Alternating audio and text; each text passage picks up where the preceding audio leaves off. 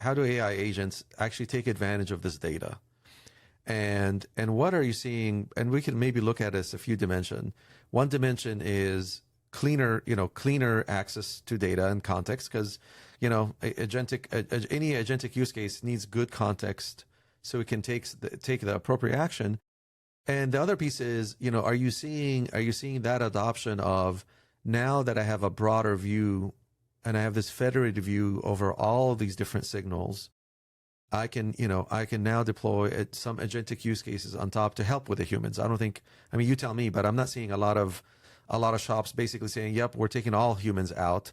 The question is, what is that interaction between where you need the power of the humans and also where you need the agentic power to be able to do this in mass? I'd love to get your take and flavor on what is that agentic use case in that cyberspace look like right now. It's a fantastic question. And I think a great example is actually not from the cyberspace, but like what Salesforce did recently with like headless Salesforce. They basically opened all Salesforce data, every capability in Salesforce for API that can be consumed by agents. Why it's important? Because people suddenly can vibe code their own stuff on top of this and achieve amazing outcomes. And I have, even in a company like Vega, we are 140 employees. It's not a huge company. We use Salesforce and we have, a revenue operations organization. And traditionally, you would hire people to build those dashboards and create processes. And we have some of that, but we also hired a go-to-market engineer, which is basically, a power user of AI capabilities like, like Claude Code and Cursor and whatnot, who connects to this API and other enrichments API and generated within 2 weeks of work one of the most magnificent business dashboards I ever seen in my life. And, Wow. And agentic workflows around it, obviously. And I think like I couldn't help but, thinking this is the reality. This is where it's going. And I think like few days after I had this thought, this reality kind of caught up in the cybersecurity world, which is kind of amazing. I think like a year ago when we were talking about agentic SOC, the most dominant thesis in the market was, hey, buy a vendor who will replace your L1 analyst. The L1 analyst will be an agent today.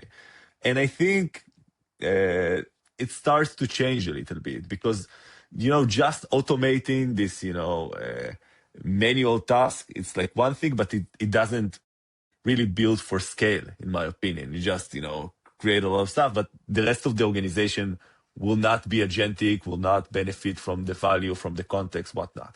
I really believe, if you have to ask me, like, Shai, how would the market look like in terms of incident response, detection response? I believe it will be very similar to the model of like go-to-market engineers, meaning that you will have like, you call it incident response engineer or detection response engineer, who will be able to leverage tools like Vega that can enable them to, with all our API and capabilities, to leverage data, to build detections, to scale detections, to investigate, and also leverage tools like Claude and external models to rationalize on top of that, to vibe code stuff that they don't have. And I think it will be like a critical collaboration between the customers and the vendors. Even today, like I just had a QBR recently with one of our big financial customers, and they built basically vibe coded a lot of stuff on top of our MCV server that, they just wanted to kind of try out. They didn't even bring it to our attention. Just, someone had an idea.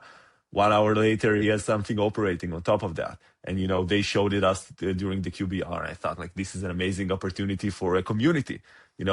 We can take few of those ideas and add it to our roadmap and provide, the enterprise support.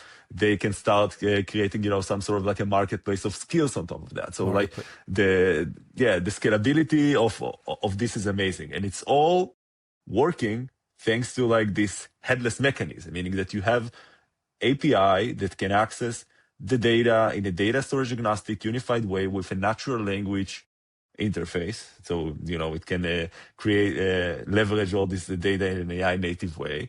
And obviously it's not only just for analytics, it's for, we're talking about velocity, right? So velocity in deploying detections. Like for instance, you add a new data source, some new detections are relevant, it can be deployed, it can be tuned. New threat intelligence coming, it can be deployed, it can be tuned. Alerts, obviously, triage those alerts, feed the full life cycle. So all of this is like workflows that are by default are in Vega, but customer has a lot of, his own context and a lot of creativity, and they can create a lot of things on their own. I think, automation is not necessarily the right word right now, even. It's like just engineering at scale.